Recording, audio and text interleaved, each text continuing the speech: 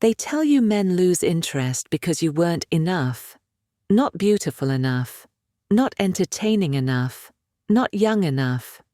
But that is a lie. The truth is far simpler. They lost interest because you were always there. Because you turned yourself into a resource on demand, predictable, accessible, reliable. And nothing kills desire, respect, or power faster than constant access. Today, I'll show you the real reason men, and not just men, but colleagues, friends, entire societies, lose respect when something is always available.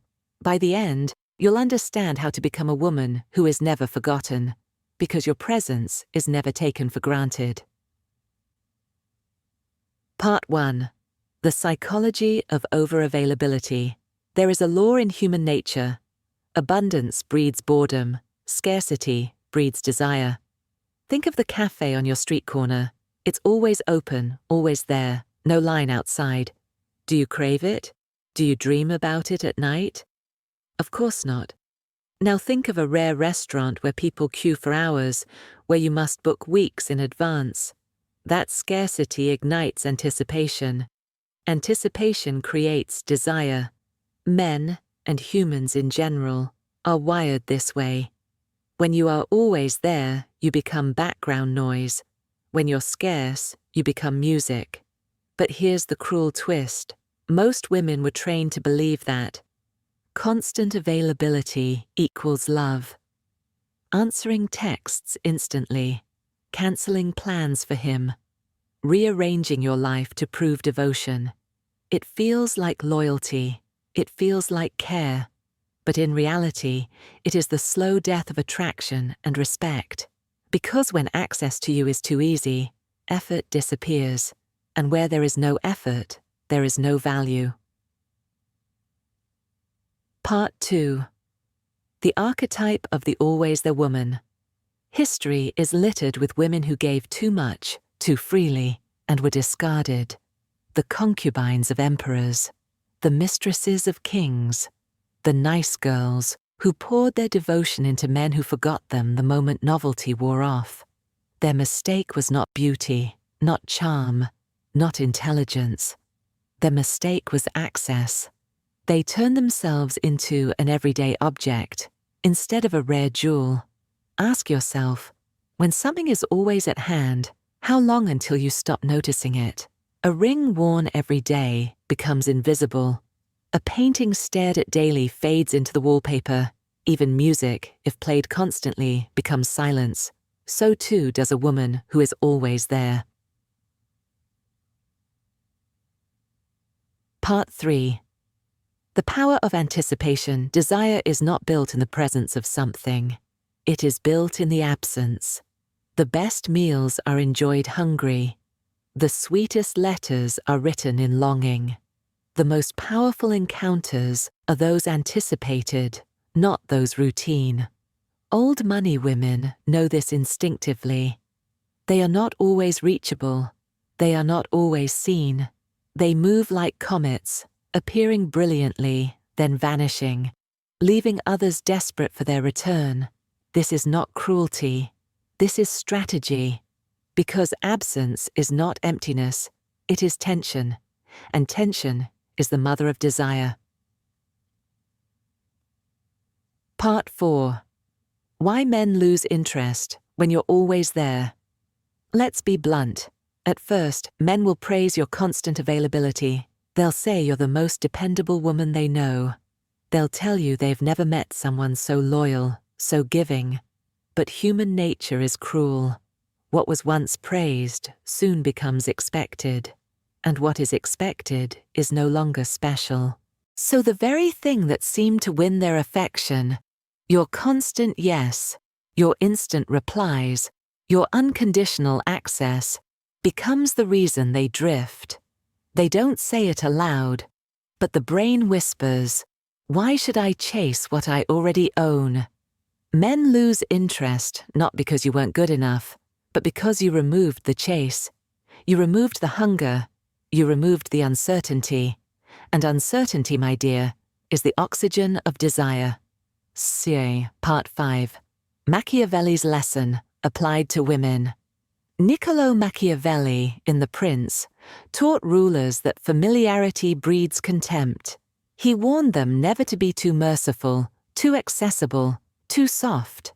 For people come to expect what is freely given, and in time they despise it. Translate this into the feminine.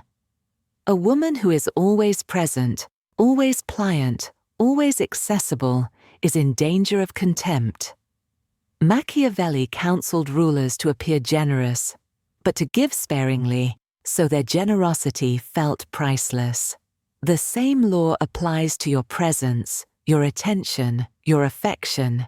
Your time must feel like an audience with a queen, not a phone line open 24/7.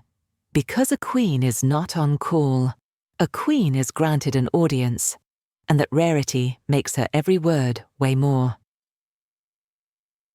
Part 6. The trap of constant access in modern life. The digital age has amplified this problem. Technology has trained us to expect instant replies, constant updates, permanent access. And women, in particular, fall into the trap, always texting back within seconds, updating their lives publicly on social media, proving loyalty by being constantly visible. But what happens when you are permanently available? You erase the very thing that makes you magnetic, the unknown. Mystery dies, intrigue dies, desire dies. He doesn't wonder what you're doing, because you've told him. He doesn't fantasize about your time, because you've given it before he earned it. He doesn't miss you, because he never had to. The cruel irony, in your attempt to prove love, you suffocated the space love requires to breathe. Part 7.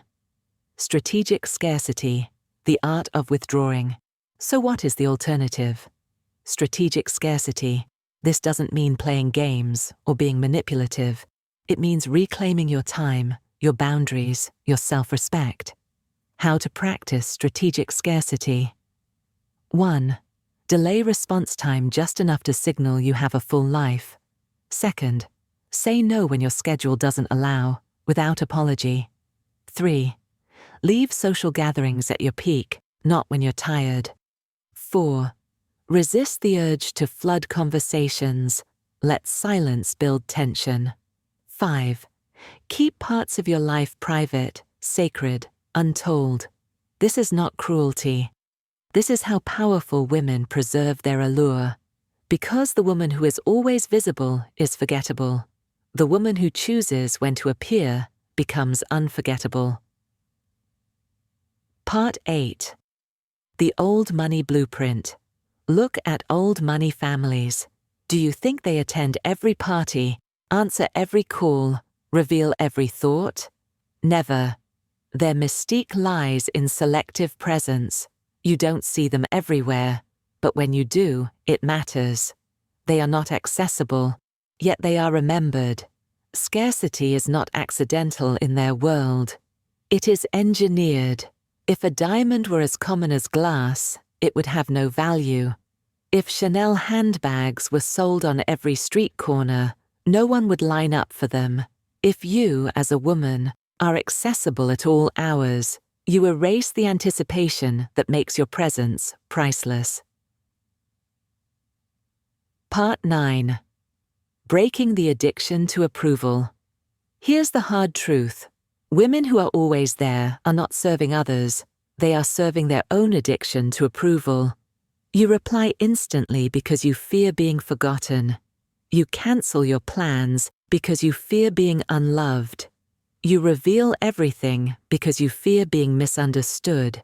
But each act of over-availability costs you respect. Each yes chips away at your mystery. Each instant reply kills the chase. Power comes not from saying yes, but from knowing when to say no. Chatus, Part 10. Becoming the event, not the wallpaper. The most magnetic women in history, Cleopatra, Marilyn Monroe, Jacqueline Kennedy, were not constantly seen. They were moments. Cleopatra was an entrance. Marilyn was an image burned into memory. Jackie O was elegance glimpsed, not given. You must learn to see yourself the same way. Not wallpaper, but an event.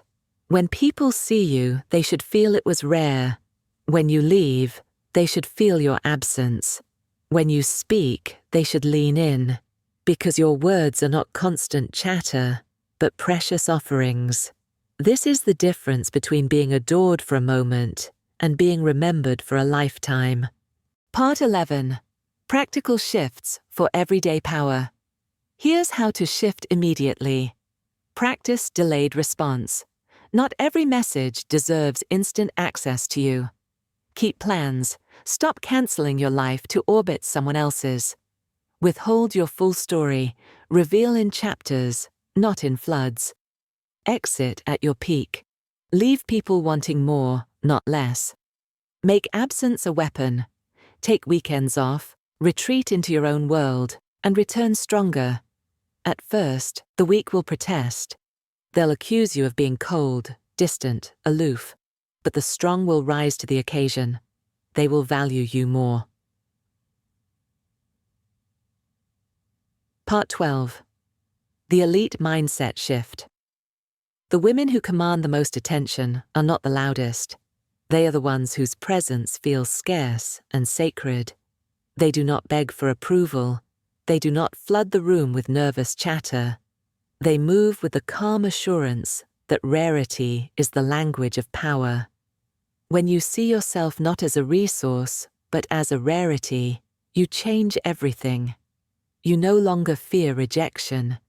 You no longer perform for crumbs. You no longer mistake being always there for being loved. Instead, you cultivate longing, and longing is the currency of desire. Part 13. Lessons from history and myth. Helen of Troy was not everywhere. She was legend. Nefertiti was not common. She was enigma. Even modern icons, Grace Kelly, Princess Diana, are remembered in part because their lives were glimpses, not open books. The lesson: women who are unforgettable manage access to themselves like treasure. They are not consumed daily like bread. They are rare vintages, opened only for the worthy. Part 14. How scarcity creates power in every arena. This law is not limited to romance. It applies to business, politics, friendships, influence.